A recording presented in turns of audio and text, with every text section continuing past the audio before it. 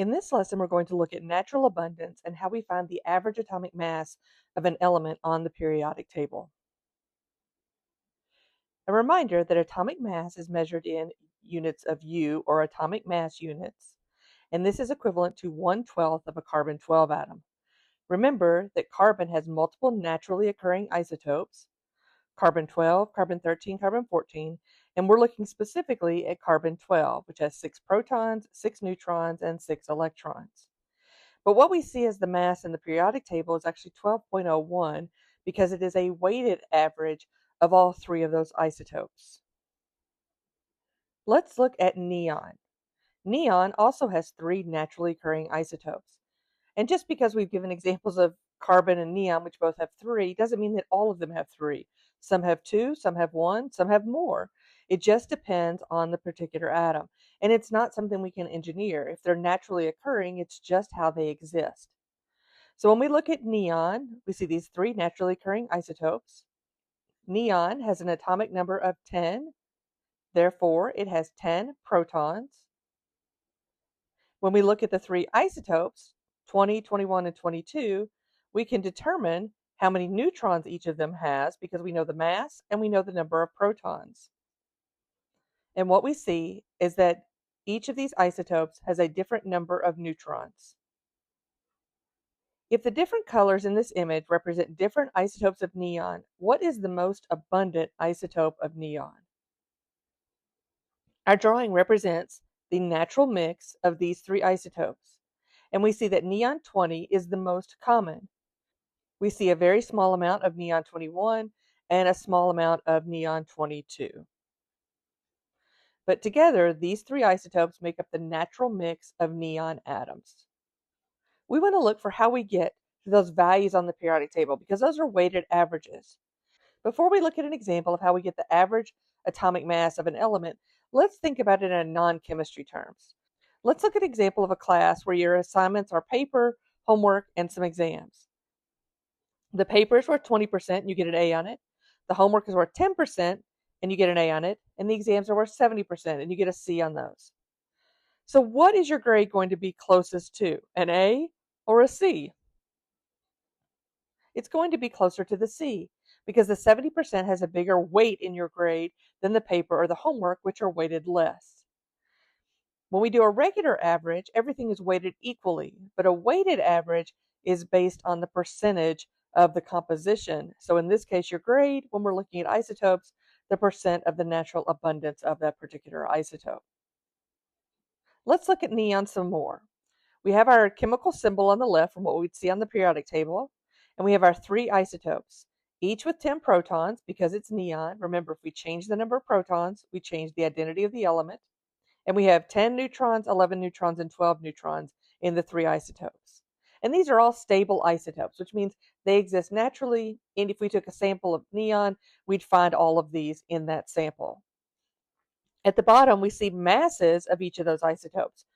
If I were to look at just neon 20, it has a mass of 19.9924 U, or atomic mass units, and 90.48% of the neon atoms are that isotope.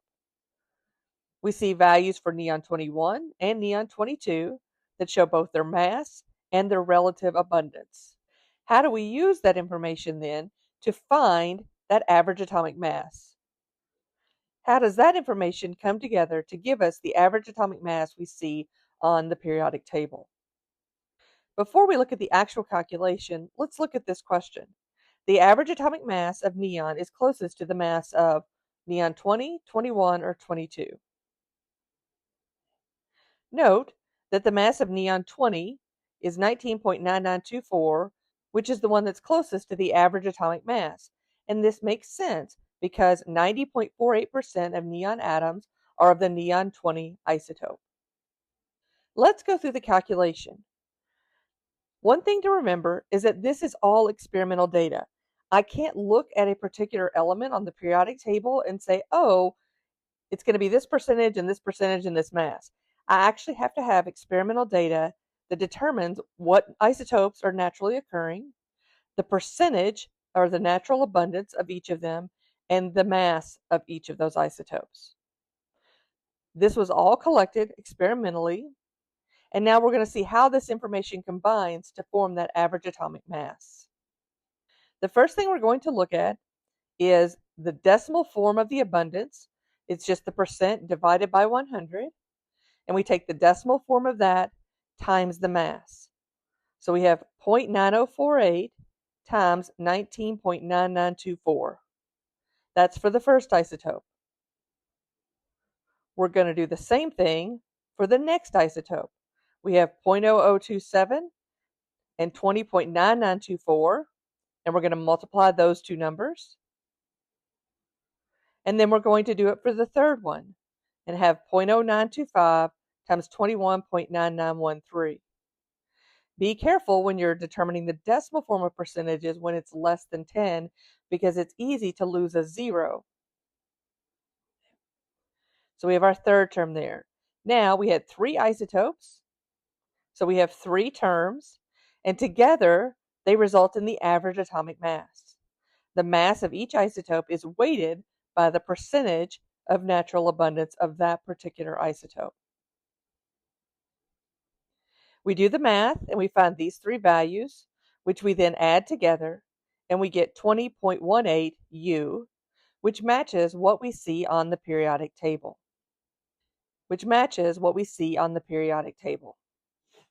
Note that the percentages add to 100%.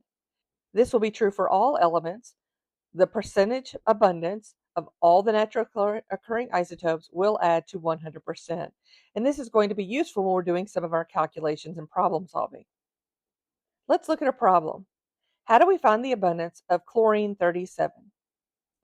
The most abundant naturally occurring isotope of chlorine is chlorine-35, which has an isotope mass of 34.9689 U.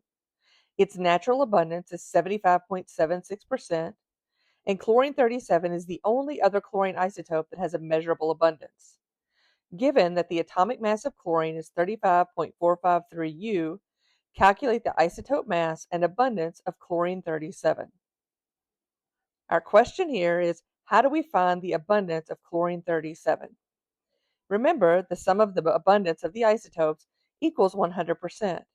If we know there are only 2 isotopes, then we know that the percentage of each must sum to 100, and if we know one, we can find the other. So we see that we can find the abundance of chlorine-37 by taking 100 minus 75.76. Now let's actually solve this problem. We want to find the isotope mass and the abundance of chlorine-37. The first part we've already talked about. The natural abundance of chlorine-37 is 100% minus 75.76%, which equals to 24.24%. Now we can solve for the mass of the chlorine-37 isotope. And we're going to take a similar approach to what we did with the neon isotopes, but this time, instead of solving for the average atomic mass, we're solving for the mass of one of the isotopes. We have the atomic mass of chlorine, which is given in the problem or found on the periodic table, equal to the fraction or the decimal of chlorine-35 times the mass of chlorine-35, plus the fraction of chlorine-37 times the mass of chlorine-37. We know all of the values except for the mass of chlorine-37. We can plug in the values we know.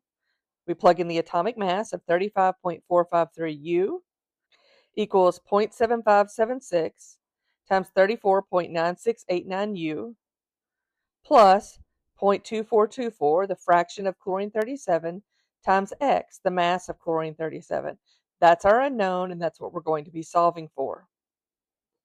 If I find the product of 0.7576 times 34.9689, I get 26.492, and I'm going to subtract that from both sides.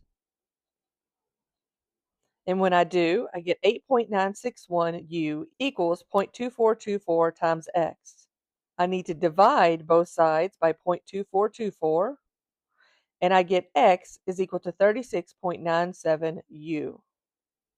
We see that this value is very close to 37, hence the isotope's name of chlorine-37. We also see that it is greater then the mass of chlorine-35. When you're solving problems dealing with average atomic mass and natural abundance, one of the most challenging things to do is to keep all the values straight. You can have many masses, many percentages, and you've got to make sure you organize that information as you get it from the problem so that you're plugging in the right values for the right thing. These problems can be a little long. Read the problem carefully, summarize your data, and then solve for the unknown.